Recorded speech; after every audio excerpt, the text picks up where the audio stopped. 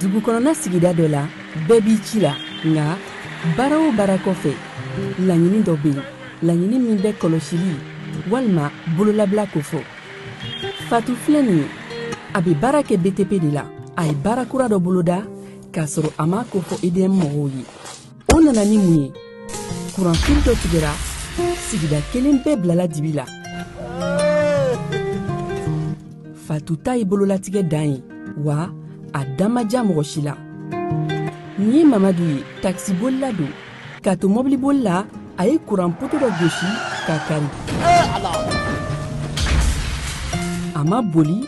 wa a ye EDMSA ka centre d'appel wele a ka nin kɛwale ɲuman in b'a to ka sara wɛrɛ tɛna bɔ a la Mamadu ye fasoden ɲuman ye wa a jan bɛ bɛɛ ka lakana na bi baara dɔ la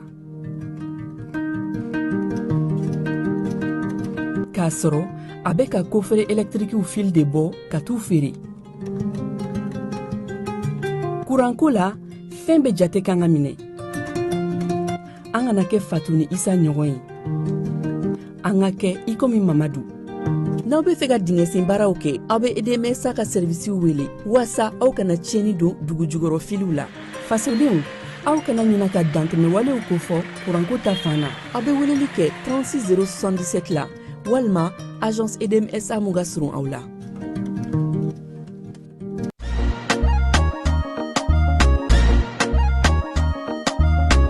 aw bisimila hôtel Lafiya la ni ko hôtel Lafiya wulikajɔw bolodalen don walasa aw bɛ se ka lafiya sɔrɔ cogo min na ani hakilisigi aw ka séjour la anw fɛ Mopti yan kɛrɛnkɛrɛnnenya Mopti Sevare ka kɛ ni kurantigɛtigɛ ye min ye hôtel Lafiya Sevare ale ye wulikajɔw boloda ka se ka min ye awa fɛɛrɛ kɛrɛnkɛrɛnnen dɔw ta walasa aw bɛ se ka lafiya sɔrɔ cogo min na aw ka séjour la hôtel kɔnɔna na n'o ye ka panneau solaire installé min ye kurantigɛtigɛ o degun aw kana o ye séjour la l'hôtel yɛrɛ kɔnɔna na réservation ka kɛ kabi sisan min b'a to aw bɛ se k'aw ka séjour kɛ k'a sɔrɔ tɔɔrɔ tɛ aw kan degun tɛ aw kan hôtel Lafiya hôtel Lafiya ale filɛ nin Sevare Bangetaba yanni ka se aéroport sirafara ma station laban i kiniboloya fan fɛ i bi jigin o carré fɛ mètre 200 bɔɲango hôtel Lafiya ale cokolen bɛ i kiniboloya fan fɛ i bɛ se ka weleli kɛ nɛgɛjuru siraw fɛ 21 42 14 11 76 01 01 98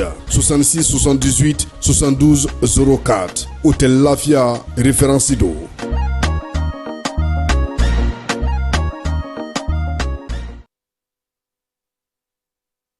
an balimaw a y'a fɔ tare Agri-Sup Bamako min ye sanayɛlɛ kalanso ye sɛnɛ bangamara ale ni jɛgɛmɔ ni vétérinaire k'an ka jamana kɔnɔ a siɲɛ fɔlɔ nin y'o dayɛlɛtɔ ye Bamakɔkaw fɛ yen école supérieure privée des sciences et techniques agricoles Sotiba Bamako yan min ye maa min b'a fɛ sa ka kalan kɛ sɛnɛko ta nasira fɛ bagamara jɛgɛmɔ vétérinaire ani sɛnɛ ta sira bɛɛ lajɛlen fɛ i wasa don Agri-Sup la u n'u ka système LMD ni maa min b'a fɛ ka DUT kɛ sa ka ɲɛsin reproduction animale incinération artificielle animale ma i bɛ se ka taa ye minnu fana b'a fɛ ka licence kɛ en médecine vétérinaire olu fana bɛ se ka taa ye min ye DUT reproduction animale ale ni incinération artificielle animale o bɛɛ lajɛlen kalan bɛ kɛ Agri-Sup la Bamako tɔgɔ sɛbɛnw olu bɛ daminɛ min ye novembre kalo tile 10 ye ka taa bila sa fo min ye kalanta olu waatiw la maa minnu mana yen sugandi i kɔni b'a dɔn i bɛ wasa sɔrɔ sabula min ye baganmara jɛgɛmɔ ka taa se vétérinaire baaraw ma o bɛɛ lajɛlen bɛ kɛ yen tɔgɔ sɛbɛn saraw sa olu ni tɔgɔ sɛbɛn ko ni sɛbɛn fɛn fɛn bɛ k'a la i bɛ se ka weleli kɛ nɛgɛjuru sira la min ye 74 98 74 47 74 98 74 47 min ye Agri-Sup Bamako ye a bɛ Bamakɔkaw fɛ yan kɛrɛnkɛrɛnnenya la Sotiba Estade malien ale ka ndulati kɛrɛ kɛnɛfɛ n'aw taara ye don o don k'aw bisimila ka ɲɛ Jules Jean B Kone vétérinaire do wa min ye kalanso in ye a tigi ye ale yɛrɛ ye a y'aw boli joona sabula min ye kalanyɔrɔ in ye a kalanso a hakɛw dɔnnen do yaasa aw ka se k'aw denw tɔgɔ sɛbɛn joona u ka kɛ an ma jigisigi ye. Nyonoro nyina mena nyosoro chogo chogo forotigi ye min sɔrɔ a t'o ɲɔgɔn sɔrɔ fiyewu. Cérémonie de graduation école de santé Kaladiata ani ka dɔn k'a fɔ ISM go ngo maatigi de bɛ maako dɔn fɛn min ka dɔn k'a fɔ nin lakɔliso belebeleba de ninnu ɲɛmaa ye sa n'o ye Dr Salimu Kande ye a ko a nisɔndiyalen n'a karamalen b'a da diɲɛmaa bɛɛ lajɛlen tulo kan k'a fɔ kɛkɛ n'i ka dɔn k'a fɔ u ka denmisɛnw ka samara ɲɔgɔnya ye ɲina examen national kɛnɛ kan san 2025 kɔni n'u ko a ma ko promotion d'excellence des premiers nationaux bawo examen national kɛnɛ kan ka daminɛ niveau bac la sa ka taa bila licence la u wulila k'u jɔ ni bilisi ni yɔrɔsara caman ye o tuma don kɛrɛnkɛrɛnnen bɛ sigi u ɲɛ n'u ko a don ma ko cérémonie de graduation waleɲumandɔn don weleli bila fa ni baw ma limanaw ani ka dɔn k'a fɔ lakɔli tɔbɔtɔbaw ka se ka taa i ka dɔn k'a fɔ seereya jira k'a jira k'a fɔ denmisɛnw ye min kalan a dɔnniya n'a faamuya ka wɛrɛ u la wa an na ɲɛwɛrɛ sɛbɛn di u ma min bɛ se k'u yamaruya baara kun kan a bololalen de don ka bila avril kalo tile 4 na san 2026 nɛgɛ kanɲɛ 9 n'o dana gosi la palais de la culture Amadou Hampâté Bâ salle Bazumana Sissoco kɔnɔ kɛnɛba in sa a denfaya de talen don k'a di maa hakili juru caanin dɔ ma maa min n'i ka dɔn k'a fɔ ɲinini sira kan ani dɔgɔtɔrɔya sira kan a ye baara caman kɛ médecin nutritionniste n'o m'i diya a fɔ ko clinique de sage tutigɛba Dr Mamadu Suware u ka ɲɛmaya bɛ ta ka di Dr Suware ma ka sabu kɛ a ka dɔnniya n'a ka faamuya ye yaasa nin denmisɛn yɔrɔ na se ka o sira ɲuman ta a sababu ɲuman a fɔ ko kitakaw ka tiɲɛkɛ jiri Dr Salimu Kante.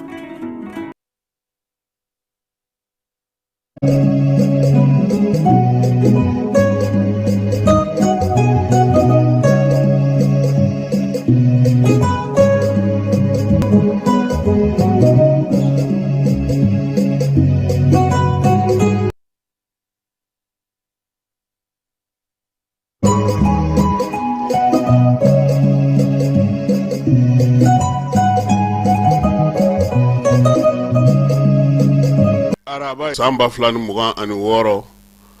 aw bɛɛ lajɛlen aw ni ɲankuma sɔgɔmada in na an da bɛna don tajiko kuma na gouvernement ale y'i wulila k'i jɔ sefa wari miliyari 3 kalo kalo a bɛna n'o ta yaasa taji sɔngɔ kana yɛlɛ an ka jamana kɔnɔna na tɔnkakaw fɛ yen kamalennin dɔ Amadu Sise u ye ale fana bɔnɛ a nin na kalo 4 ka kɔn bi ɲɛ o ɲɔgɔnna fana tun kɛra Mariam Sise la waleya in kɛlen don ka dugudenw humaw ta kosɛbɛ tɔndibikaw fana fɛ yen bingalikɛlaw bina maa dɔ fana ka ɲɛfɔli kɛ o la ka kɛɲɛ ni denmisɛnnin ninnu ka ko ye ma ɲinan denmisɛnninw ka kalanso kɔnɔna ɲɔgɔndan tun bɛ yen ni kɔnsiri paki in kɔnɔna na o jɔyɔrɔ ko kɛra cogo min na an na kuma o kan barosigi min kɛra o la an na kuma o fana kan Yambo Wɔlɛgɛm ale ka don jabɔ ka ɲɛsin ale ma o kɛra ko ɲɛmaya tun bɛ premier ministre yɛrɛ bolo CICB kɔnɔna na baara min kɛra cogo min na an n'o fɔ Aigle olu ni Irisilakaw tun bɛ ɲɔgɔn na o banna fu ani fula nin ye Aigle ka ndolata 7 ye u tɛ se maa la maa tɛ se u la an tɛ taa ɲɛ an tɛ segin kɔ ministre min tun bɛ muso du ani denbaya kunna Ibrahim Boubacar Keita ka waati la n'o ye Umuba ye na ale bɛ Sangarelakaw ka sigi la ala y'ale ka kalifa minɛ a la ni ala sɔnna ma a ka janaja kan ka kɛ bi u yɛrɛ ka duba kɔnɔna na an na an da don ninnu bɛɛ lajɛlen na k'u fasafɛsɛ a bɛ se k'o faamuya cogo min Falaye Keita bi yan ani Ana Jara ka fara ne yɛrɛ kan yaasa ka se ka nin kibaruya ninnu bɛɛ lajɛlen di aw ma.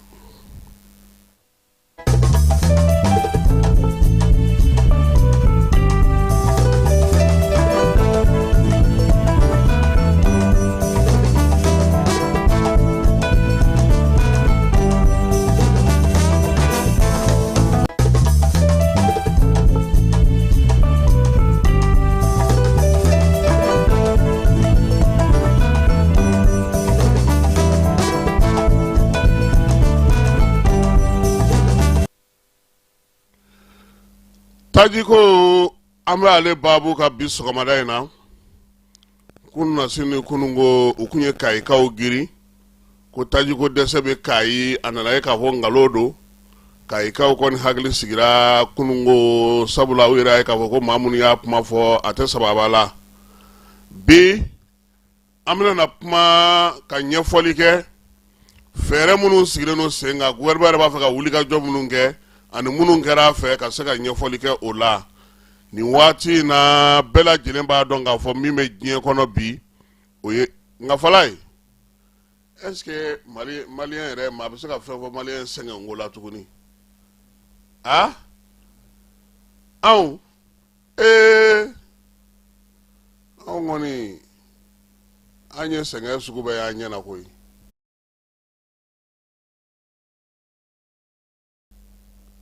bon degun ti fenga ona ni fenti fanye do be antoro non ta nga degun an to gore de degun mali ere de to ko degun parce que dabolo ten nyani na ko bugo ko falai iba ka chogodi iya munumunu chogo dore be boka na jo inya tuguni abe munumbolo uluti sala mumbe sala o songa gera ala nga jamana do nga ngufo ha nyema la jileka nga jamana e falai ni e doro me fara fe o fe kana jigira anti se ga ngo o de guma an fe ya de kabini kan 2002 unana soro anga boisson ni mugani duru e falai u yela la na e fo bi amajiga no na tukuni o kan 2002 kele o kara mado sigiro posula ko ka kan de mani wara o ke falai wal sawlu fana be alibi kanin bana asamu gane ne nga on ka kan de ma de bana ngo ka cha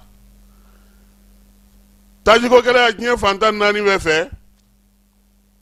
mali gouvernement aye fere mun tiga falai o ye fere tan nga la tlo girinye miye bi o ye sefa war miliyari saba kalo gouvernement na je o de ko yasa jamana dew taji songo kana te kenta san songo ye angana na asoro